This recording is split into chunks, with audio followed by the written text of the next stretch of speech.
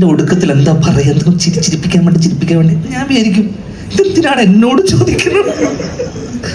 എപ്പോഴും ഞാൻ എന്റെ അവസ്ഥ എന്ന് വെച്ചാൽ അക്കരയില് അച്ഛനൊരു തൂണും ചാരി നിന്നിട്ട് പോപ്കോൺ കഴിക്കുന്ന ഒരു സീനുണ്ട്. ഞാൻ ഇത് അഘോരാത്രം ആ സീൻ ഇങ്ങനെ ആലോചിച്ച് എന്നിട്ട് എന്നെ ഓടി വന്നിട്ട് എന്നെ നോക്കിയിട്ട് അടുത്ത് വന്നിട്ട് പറയും, എടാ അത് അവിടെ എന്താ പറയാന്ന് പറയുമ്പോഴേക്ക് പെട്ടെന്ന് എന്നെ കണ്ടു കഴിഞ്ഞാൽ ഇവനോട് ചോദിച്ചിട്ടൊരു അങ്ങനെ മാറിപ്പോകുന്നതും ഞാൻ കണ്ടു. അപ്പൊ ഞാൻ മാറിയെന്ന് ആലോചിക്കുക, ഇത് എന്തിനാണ്. ഷാരിസ് എഴുതി വെച്ചിട്ടുണ്ട്, ബിൻഡോ അത് കൃത്യമായി ഇത് ചെയ്യുന്നുണ്ട്. അതിനിടയിൽ ഒരാളെങ്കിലും കിടന്ന് എന്തിനാണ് ഇങ്ങനെ ആലോചിച്ച് ടെൻഷൻ അടിക്കുകയാണ്. ആവശ്യത്തിനധികം ടെൻഷൻ വേറെ ഉണ്ടായിട്ട് പോലും ഇതിനിടയിൽ ഈ ടെൻഷനും കൂടെ എന്തിനാണെന്ന് ഞാനൊരു ദിവസം പറയുന്നത്, നമ്മൾ ഇത്രയും ആത്മാർത്ഥത വേണോ? അപ്പൊ ഇത് എന്ന് പറയുന്നത് ഇവരുടെ ഒരു പ്രോസസ് അങ്ങനെയാണ്, ഇവരുടെ വർക്കിംഗ് അങ്ങനെയാണെന്ന് ഞാൻ. അപ്പൊ അതെനിക്കൊരു അത്ഭുതമായിരുന്നു. കാരണം നമ്മളൊക്കെ പോകുമ്പോൾ, ഞാനും ജോൺ ചേട്ടനൊക്കെ പോകുമ്പോൾ സാധാരണ വരിക, പൈസ വാങ്ങിക്കുക, ജോലി ചെയ്യുക, പോവുക, അത്രയല്ലേ ഉള്ളൂ. പടം പറ.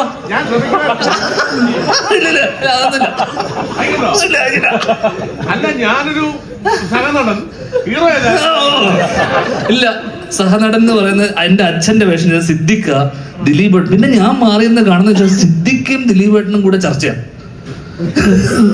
എടാ ഇത് പഴയ കാലഘട്ടത്തിലെ ആൾക്കാരാണ്, ഇവരുടെ കോമഡി. അപ്പൊ എനിക്കാണെങ്കിൽ ഇവരുടെ കോമഡി മനസ്സിലാവുന്നില്ല. ഇവർ രണ്ടുപേരും മാറി ചിരിക്കുന്നുണ്ട്.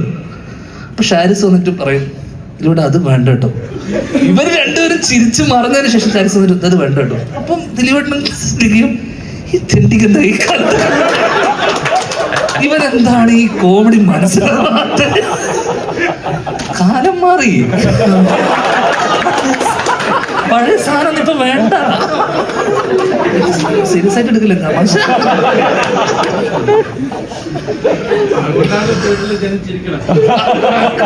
നിങ്ങളുടെ രണ്ടുപേരുടെ കോമഡി ഇല്ലാത്തോണ്ട്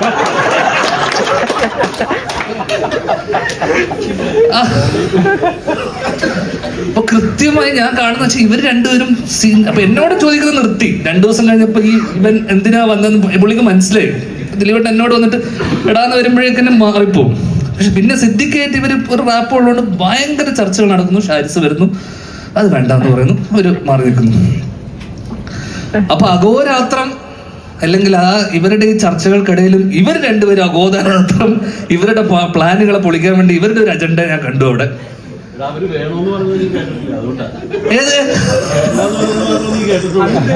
അന്ന് ഡേറ്റിലായിരുന്നു, ഞാനല്ലേ. മാത്രമല്ല ഈ സിനിമയിൽ ഏറ്റവും കൂടുതൽ കട്ട് ചെയ്ത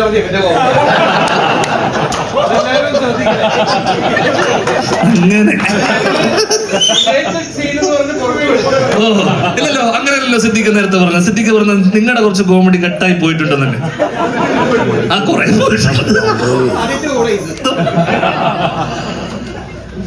അപ്പൊ ഞാൻ മനസ്സിലാക്കിയ ഒരു കാര്യം, ഇവരുടെ പ്രോസസ് എന്ന് പറയുന്നത് നമ്മളെ പോലത്തെ ചെറുപ്പക്കാർക്ക്, അല്ലെങ്കിൽ എന്നെയും ജോണി പോലും ജോണിച്ചേട്ടനെയും പോലത്തെ ആൾക്കാർക്കൊക്കെ ഒരു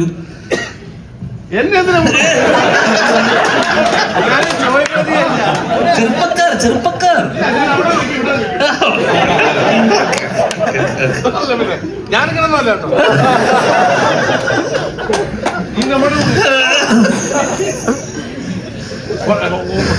വിളിക്കുന്നില്ല.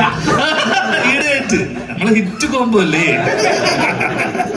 പിന്നീട് നമ്മൾ ഒരുമിച്ച്.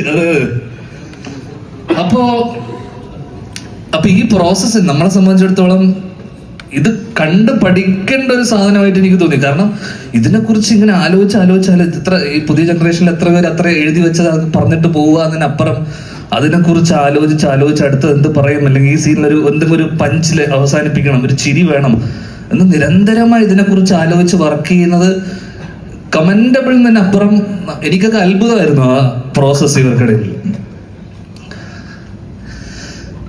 അടുത്തതായി പറയേണ്ടത് ഈ സിനിമ സംഭവിക്കാൻ കാരണമായിട്ടുള്ള പ്രധാനി, ഈ സിനിമയുടെ നിർമ്മാതാവ്. ഞാൻ മലയാള സിനിമയിൽ അളിയ എന്ന് വിളിക്കുന്ന ചുരുക്കം ചില ആൾക്കാരിൽ ഒരാളാണ് എൻ്റെ അളിയൻ ലിസ്റ്റിൻ സ്റ്റീഫൻ. ഈ പടത്തിന്റെ പ്രൊമോഷന് ഉണ്ടോ, അല്ലെങ്കിൽ ബിന്ദുവിനോട് ചോദിച്ചു ഈ പടത്തിന്റെ പ്രൊമോഷൻ ഒന്നും പരിപാടിയൊന്നും ഇല്ല. അപ്പം ദിലീപേട്ടൻ പറഞ്ഞു പ്രൊമോഷൻ ഒന്നും വേണ്ട, ഇന്റർവ്യൂ ഒന്നും കൊടുക്കണ്ട, സിനിമ നേരെ തിയേറ്ററിൽ കണ്ടാ മതി എന്നൊക്കെ അങ്ങനെ എന്നോട് പറഞ്ഞേ. അതൊന്നും വേണ്ട എന്നോട് അങ്ങനെ ഇതിന്റെ. പക്ഷെ നിങ്ങൾ ലിസ്റ്റിൽ സ്റ്റീഫൻ തന്നെ ബുദ്ധിരാക്ഷസിനെ തിരിച്ചറിയണം. അതാണ് പറയാൻ പോണ കാര്യം. കാരണം പ്രൊമോഷൻ ഇല്ലാതെ ഇന്നത്തെ കാലത്ത് എങ്ങനെ ഒരു സിനിമ ആൾക്കാരിലേക്ക്, ദിലീപേട്ടൻ്റെ സിനിമയ്ക്ക് അതിന്റെ ആവശ്യമില്ലെങ്കിൽ പോലും ഇന്ന് വലിയ വലിയ സിനിമകൾ പോലും ഇവിടെ തെലുങ്കുന്നൊക്കെ പ്രഭാസും നാനിയൊക്കെ ഇവിടെ വന്ന് പടം പ്രൊമോട്ട് ചെയ്യാണ്. അപ്പൊ ആൾക്കാരിലേക്ക് എത്താൻ ഈ സിനിമ പ്രൊമോട്ട് ചെയ്യാൻ ദിലീപേട്ടൻ ഈ പ്രീ റിലീസ് അല്ലെങ്കിൽ ഇന്റർവ്യൂസ് ഒക്കെ വേണ്ടെന്ന് പറഞ്ഞപ്പോ ലിസ്റ്റിൻ എന്ന് പറയുന്ന ബുദ്ധിരാക്ഷൻ തീരുമാനിച്ചു ഇതിനെ മാർക്കറ്റ് ചെയ്യണം, ഇതിനെങ്ങനെ ഇതിനെ റീച്ച് വരുത്തും, എങ്ങനെ ഇതിനെ എത്തിക്കാം, മാർക്കറ്റിംഗ് സിംഹം. അങ്ങനെ ഒരു കള്ളക്കഥ നിലയാണ് പുള്ളി. അങ്ങനെ ഇതുപോലൊരു വേദിയിൽ അല്ലെങ്കിൽ ഇതുപോലൊരു അത് ഇതിന് മുന്നേ ഉള്ളൊരു മീറ്റില്, മീഡിയന്റെ മീറ്റില് ലോഞ്ച്, ട്രെയിലർ ടീസർ ലോഞ്ചിൽ അല്ലെ, മൂവി ലോഞ്ചില് അദ്ദേഹം ഒരു കമന്റ്, ഒരു മാലപ്പടക്കത്തിന് ഒരാൾ തിരികൊളുത്തിയിട്ടുണ്ടെന്ന്.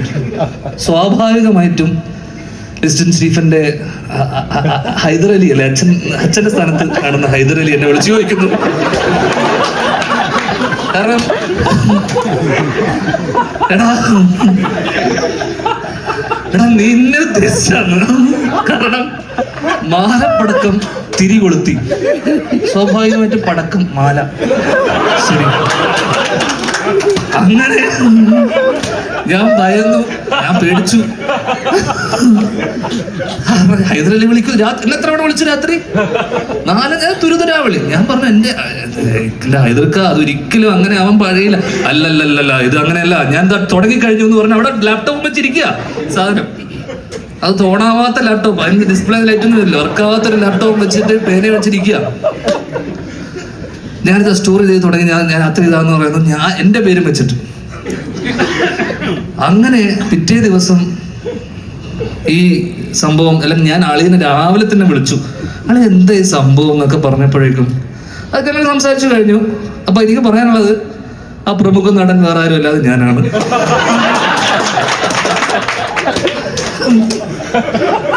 ഞങ്ങൾക്കിടയിലുള്ള പ്രശ്നങ്ങൾ ഞങ്ങൾ സംസാരിച്ച് തീർത്തിട്ടുണ്ട്.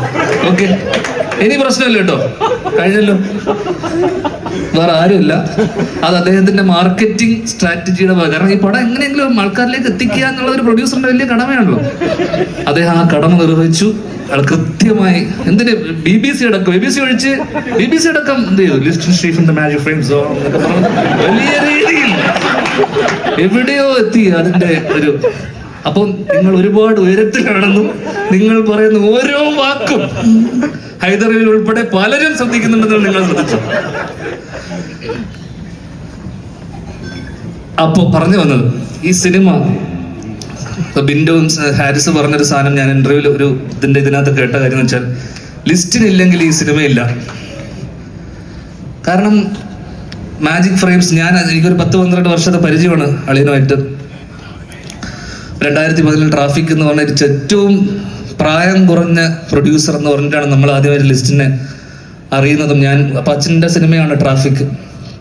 അപ്പൊ ആരാണ് ലിസ്റ്റിൻ? പേര് തന്നെയുണ്ട് ഒരു ഗുമ്മ്, പേരിലാണ് പകുതി. അപ്പൊ ഈ പേരെവിടെയോ. അപ്പൊ ആദ്യമായിട്ട് ഞാൻ ഈ പേര് കേൾക്കുന്നതും ലിസ്റ്റിൻ സ്റ്റീഫ് എന്ന് പറയുന്ന അച്ഛൻ്റെ വായിൽ നിന്നാണ്. മലയാള സിനിമയിൽ ഇത്രയും വർഷം, 15 വർഷത്തോളം ഇങ്ങനൊരു ബാനർ, എത്രയോ ഒരു ഡസനോളം പുതിയ സംവിധായകർക്ക് അവസരം കൊടുക്കുന്നു. പുതിയ എന്താ പറയണ്ടേ, തിയേറ്ററുകൾ, സിഫ എന്ന് പറഞ്ഞ ഇൻസ്റ്റിറ്റ്യൂട്ട്, ഏറ്റവും കൂടുതൽ സക്സസ് റേറ്റ് ഉള്ള ഒരു ബാനർ. അപ്പൊ എനിക്ക് ഏറ്റവും എടുത്തു പറയേണ്ട കാര്യം എന്ന് വെച്ച് കഴിഞ്ഞാൽ, പുതിയ തലമുറയിലുള്ള ചെറുപ്പക്കാർക്കെല്ലാം ബിന്ദുവിനെ പോലെയും അവരുടെയൊക്കെ സ്വപ്നങ്ങളുടെ കൂടെ നിന്ന ഒരു പ്രൊഡ്യൂസറാണ്. കാരണം ഇത് ഷാരിസ് പറഞ്ഞ കാര്യമാണ്. കാരണം ലിസ്റ്റിനില്ലെങ്കിൽ ഈ സിനിമയില്ല. ലിസ്റ്റിൻ സ്റ്റീഫന് വലിയൊരു കയ്യടിയാവാം എന്ന് എനിക്ക് തോന്നുന്നു.